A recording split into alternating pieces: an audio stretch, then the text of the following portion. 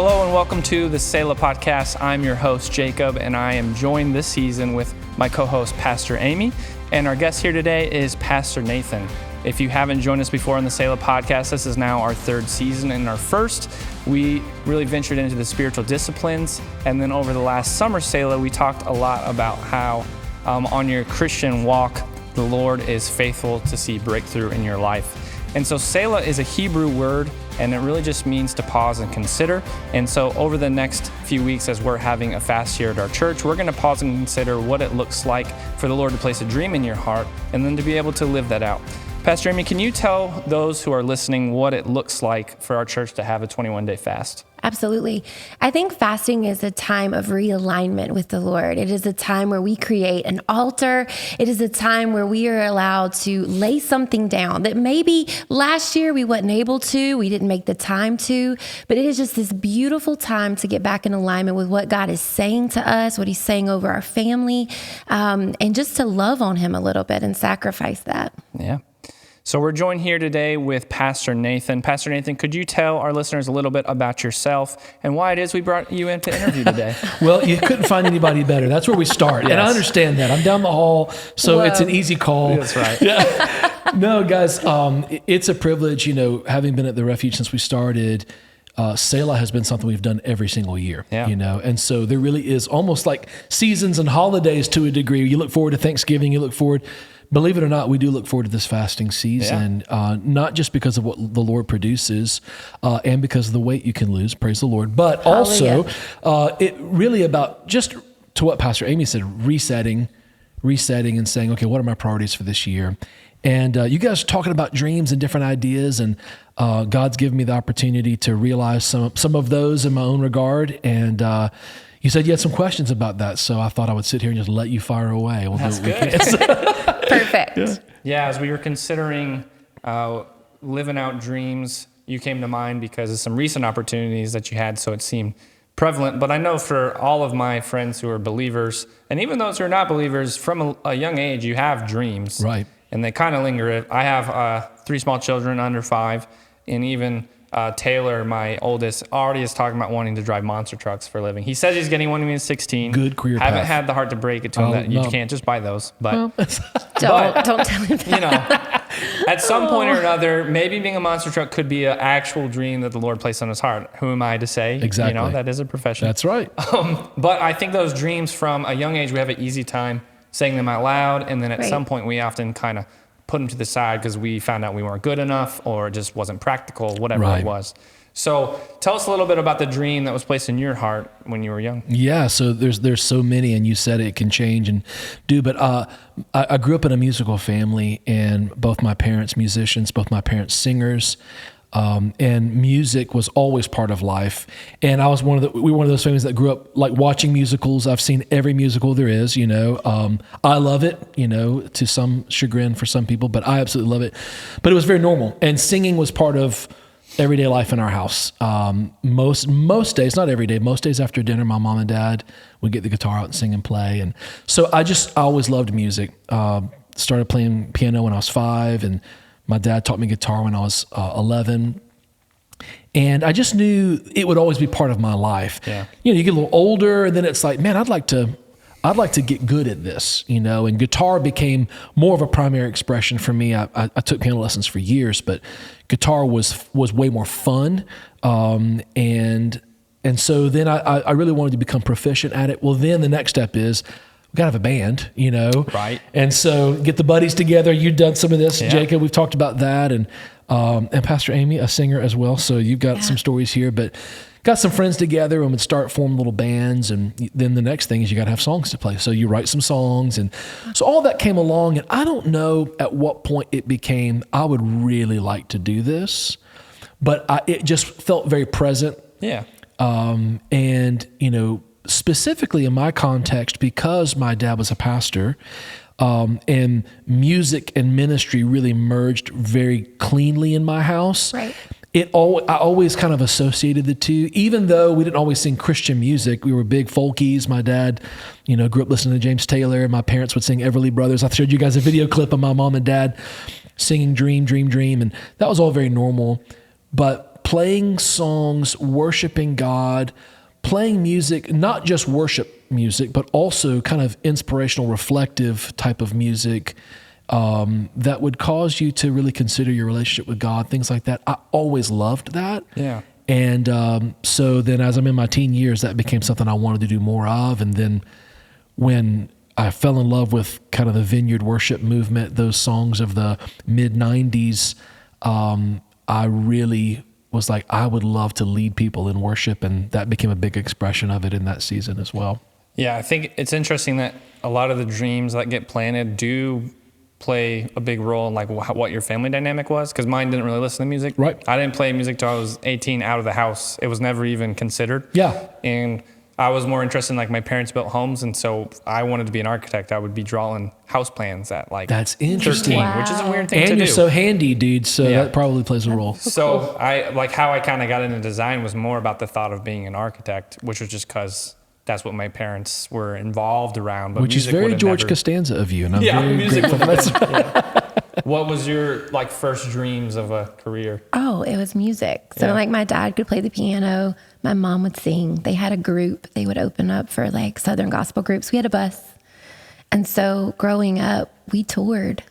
And that was my life on the weekends. And so I was like, I'm going to be a professional singer. And my dream was to lead worship in like coliseums. And so I would go to places like Acquire the Fire, and I would sit there and watch and be like, one day. Man. Yeah. I don't even care. I'm not a really good backup vocalist, though. Yeah. You don't really want me singing any parts. Can't really stay on that very much. We Praise want God. you out front. We do our best. And if you've never heard Pastor Amy sing, you're missing out, because the And girl I'm can sing. instrumentally challenged. Didn't get that from my father. So, that was always my dream. I had a bus picked out, but I was always around it, like Pastor Nathan. Yeah. That was it. Man. Yeah. So when did you first see some of that dream grow, and where did it kind of wane? Yeah. So, and I love that you asked that way, because that's so often the case. It starts and then it looks like it changes. So, high school, there was a worship artist named Darrell Evans that had several songs out, songs like Trading My Sorrows, songs like Your Love is Extravagant, Let the River Flow. Exactly. Kalani came to the church recently. We played that, and it blessed my spirit because it was in that era. And so I was like, man, that is what I want to do. I saw an artist in my early high school years named Billy Crockett, who was a fingerstyle guitar player, played for the Lord. He used to play acoustic guitar for Rich Mullins, for those that know Christian music. And I went to an event where he led, and I was like, that's what I want to do. And then later on, Darrell Evans comes along leading worship, and I'm like, and that's how I want it to look and sound. Yeah. And so I began to pursue that. As a matter of fact, the acoustic guitar that I have to this day was Darrell Evans' guitar. That's a neat story I don't have time to tell right now, but God did that for me, and it felt like an affirmation that this was something I was called to do. So, man, right at high school, 19 years old, very long story I don't have time for.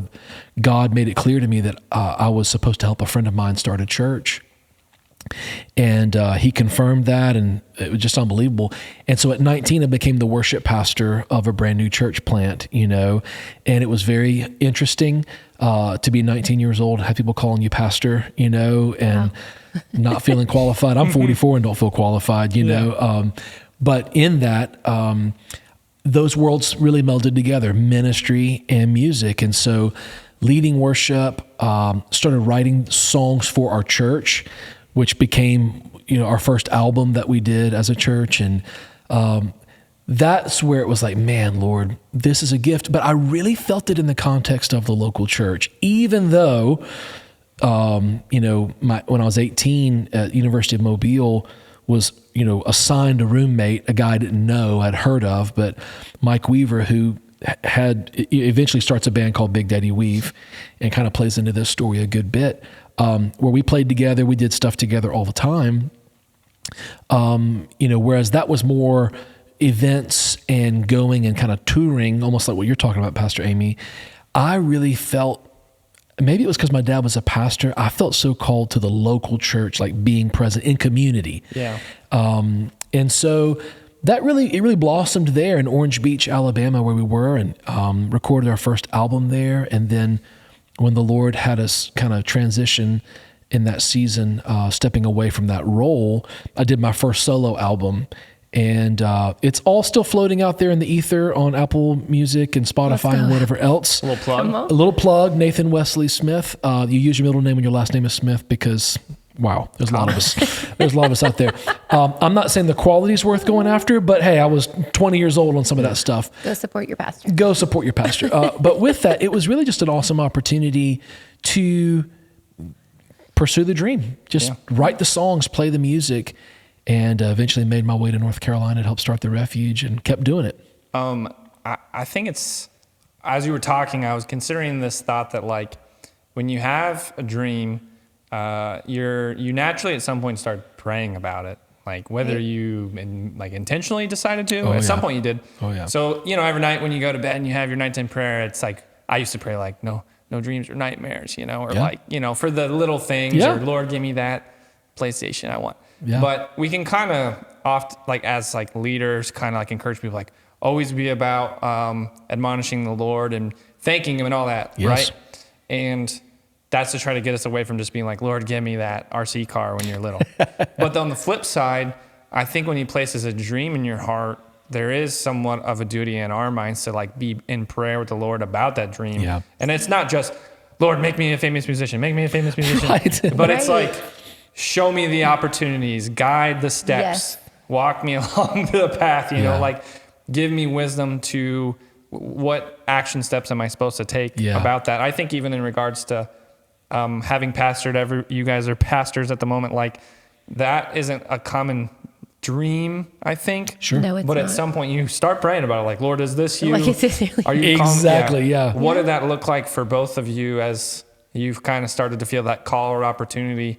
Where did prayer and or fasting come into that mix? Yeah. Anything on top of your head? So I think one of the things that you said that stood out to me is when God gave you a dream about music, He allowed you to see what you wanted it to look like and be able to hear the way you wanted it to sound. Man, that's And I think true. when you're praying into your dream, the specifics matter. Yeah. Because when I pray to be a singer or a musician or a pastor or a business owner or a parent even, God, give me the strategy of what you want it to sound like and look like. Yeah, how do you because do it? Otherwise you'll duplicate something, and God didn't call us to be a duplicate. He called us to be an original. Yeah. And I think when you have that, when you're praying, it is beautiful. God, what kind of armor do you want me to wear? So you're not trying to wear somebody else's. Yeah. And I think in that transition, and I kind of asked you a bit about this before, I think the transition of laying down, it almost felt like to me, maybe not to you, because I know you were leading worship here when you came. When I transitioned from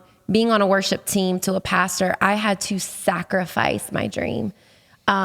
It's frowned upon to be the worship leader and the pastor. You know what I'm saying? Wouldn't suggest Can't it. really do both of those. And I wept. I was devastated because this was the bus, this was the dream, this was the moment. And I was like, well, that's not going to happen. But I think having His peace was better than having my way. Yeah. And I literally had to, like you said, I had to sacrifice it, lay it on the altar and say, you know what, God, if this is what you want from me in this time, then I accept it. But what did that look like for you though? When they were like, hey, you're not going to be I don't know how that went, but let's say hey, maybe this isn't the best fit anymore. I really need you in another capacity. Did you feel that pressure of having to sacrifice? Man, I did all these things. I recorded all these albums. Mike Weaver's my best friend for goodness sake. And here I am. What was that like? 100%. Yeah. So after 10 years here in North Carolina, the Refuge, being the worship pastor, it came clear to me that it was time to transition, not because I stopped loving music, not because I stopped feeling I even had an anointing or a gift to lead worship. Yeah. There were other things I wanted to grow in. And as you know, if you kind of get pegged as music person, that's kind of the opportunities you get are musical, Absolutely. Which is not a bad thing. No. Unless you want to grow in something else, and there's just not bandwidth. And so I needed that. And then also we were in a season of the growth of our church. We were doing 4 services every weekend. I had 3 young kids. That's and tough. It was just very hard. It was just very hard to keep the momentum, to manage all of that. And so we were about to build a new campus. We started a new campus in Salisbury at the time. So it just was like, I don't know that I can keep running at this speed and I want to grow in these other areas. And so that transition came, and it was confusing to people, which also could make it a little bit confusing to me at times. 'Cause I felt good about it. I didn't feel like I was giving up on my dream, my call, my gift, but I did feel like it was taking a bit more of a back seat. And I felt like I had some peace about that, but then people don't always have peace about that. And they're like, well, how come you're not? And why aren't you? And you're like, then you start saying, well, why am I? Doubting. You start doubting yourself a little bit. Right. And then as time goes on, you want to support others in that. And in a lot of ways, I feel like that's a great call to be able to support others in the things that are important to you. But to your point, Pastor Amy, all of a sudden, I told Pastor Jay one time, it's like this new season for me early on. I was so used to, although I didn't realize it, I was so used to people knowing what I did at the church because they see me every Sunday. Yep. I'm on the platform. Right. Well, of course, you're the worship. We see you every week, Then it's like, now, do you work here? And you're like, oh, that is the weirdest thing in the world. Not because it's wrong or bad. I'd never experienced that before because everything I had done had been very visible, right? Okay. And so now I'm not on the platform as much in this, especially early on. So I felt like the Lord used all of that in my life to really say, so what is important? Why are certain things important to you? Is it important to you that people know what you do? Is it good enough that I know what you do? Things like that. Yeah.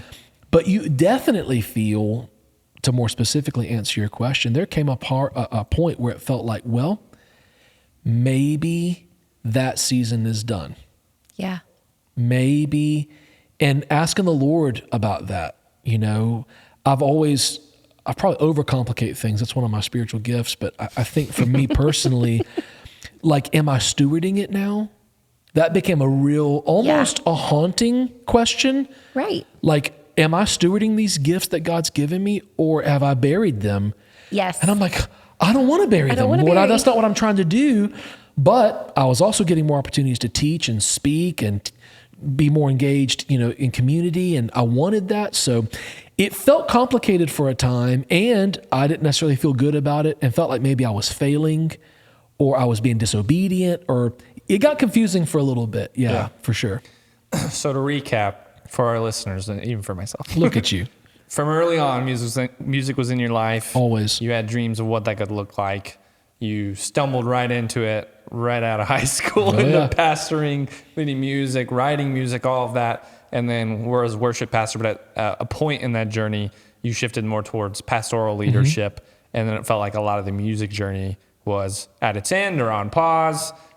I'm sure some days you were like, it's just a pause. And other days you're like, am I ever going to do this I'm washed again? up. Does anybody care? Totally. Yeah. So at what point did you start to see the gears really start turning again back towards the direction of like, no, I think the Lord has more for me? And how did you kind of approach that? I think in some of that, it really just, I don't know that the gears did start turning back. I feel like for me, it became, do I love music or not? Yeah. And I just do. And so I just made sure I was playing at home like I used to. Because it's like a lot of things, once it becomes an occupation, then you're going to play at certain times, at rehearsals, on weekends, and whatever else. And you practice from time to time, but you've kind of got built-in times. It's almost like school friends. They're your friends because you see them all the time, know? Right. When school is out, you don't see them as much, Oh, yeah. So in that same regard, so then I was just like, well, Lord, I love to worship you, and I love to play my instruments. So I just want to make sure I'm doing that. And I just kept doing that, in the secret place and on my own and for fun, and support others. And any way I could support anyone else that was doing something, can I come alongside and help, which is something I feel called to do. And then honestly, it almost felt like out of the blue. My buddy Mike called, and he's got his own stories that he's told with his brother passing away, and their band, being consistent for 25 years and the success they've had. He was like, man, do you even think it's remotely possible that you could be a part and come play with us, And, I didn't even, after living together when I was 18, 25 years later, I never in a million years would have dreamed that opportunity would come along in this season of life. Yeah. But here's the one takeaway with that. yes, the music piece has always been a dream of mine, but I had other dreams as well. Yeah. And one of those dreams was to be a good husband. And one of those dreams was to be a very present father. And that literally was a dream of mine, and I would not have been able to go and do and be home and present and accomplish the other things that were in my heart all at the same time. I'm not saying people that travel don't desire to be a good husband or anything. Right. That's not what I'm saying. For me personally, I just don't know how it would have worked and been plugged into community life and serving my church. So for 25 years later, for an opportunity to come to just be plugged into some of that, where they're traveling a whole lot less as well, which is makes it even remotely doable, when that call came and I talked to Pastor Jay and, he was willing to even explore what could this look like. Honestly, I can't believe it. So You said something that was so great. You were talking about the secret place and making up in your mind that even if people didn't see you writing songs or hear you playing, because you loved it, because it was something that God instilled in you, you still maintain time in the secret place. And so for people listening that sometimes they neglect the secret place, I think listening to this, they can understand the power of the secret place, not to neglect that. That it isn't about, sometimes dreaming isn't about who sees your dream or who knows. It's between you and God and him being able to trust you, whether people know that you're doing it or not.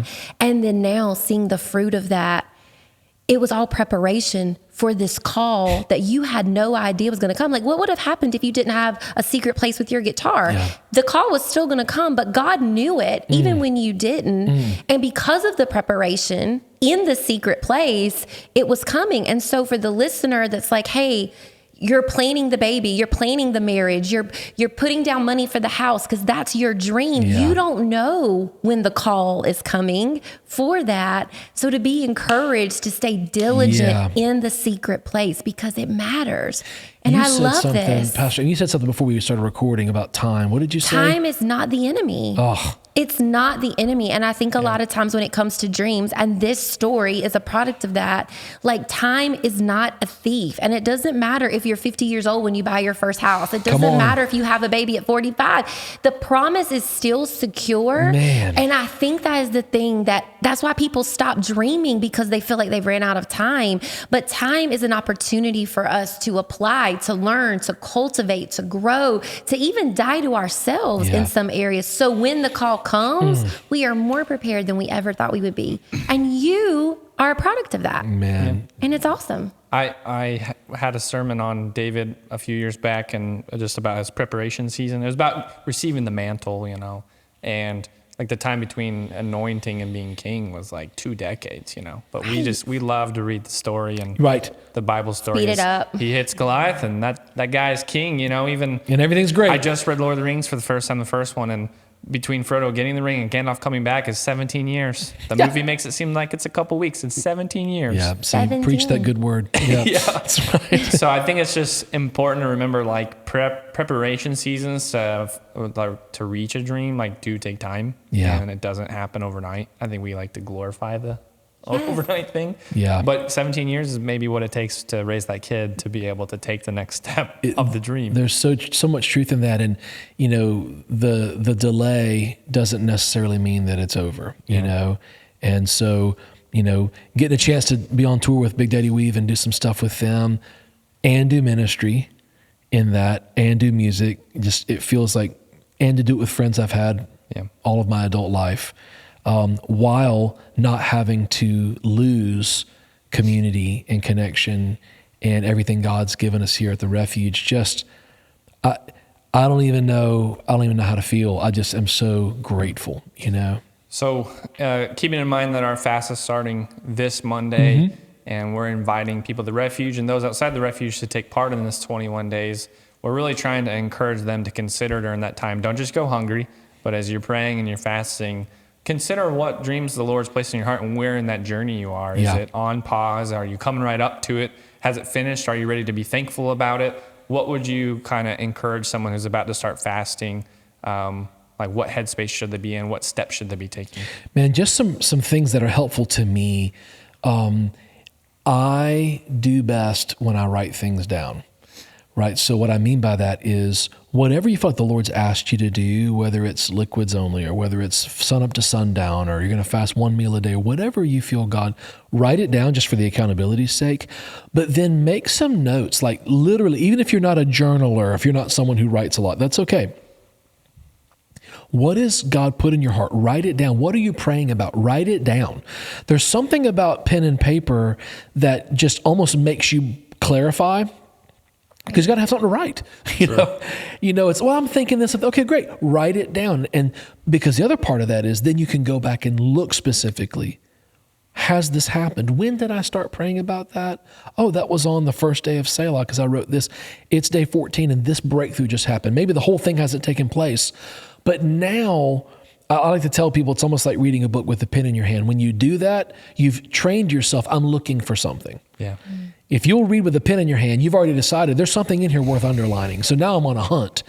When you pray and write things down, now as you live your day, you're kind of on the lookout. I wonder how the Lord's going to do it. It just focuses your attention. And so, man, make some little notes, whether it's 1 or 2 sentences, just write down the things that are in your heart and things that happen in a day, write it down. Yeah. Just write it down. Whether you write a page or whether you write just a sentence or 2, you take a note on your phone. There's just something about that helps you remember, I'm in a process. It's not just, I'm hungry. I'm in a process. I'm talking to the Lord, and maybe he says something to you. Write that down. I mean, that's my encouragement. Write it down. I just think that you will see so much fruit in that, and it gives you an Ebenezer to go back to and look at and say, it was by God's grace he brought me this far, So that would be my encouragement. Awesome. Well, I just want to thank you, Pastor Nathan, for joining us today. Thank you, guys. And I just want to encourage our listeners, if you're considering starting this fast and are unsure, give it a day. Give it 5 days. You might be surprised at how far you can make it. And as you're on the journey, if you want to share your story with us, you can go to testify.therefuge.net. We'd love to hear how the Lord is working in your life. So thank you for joining us today.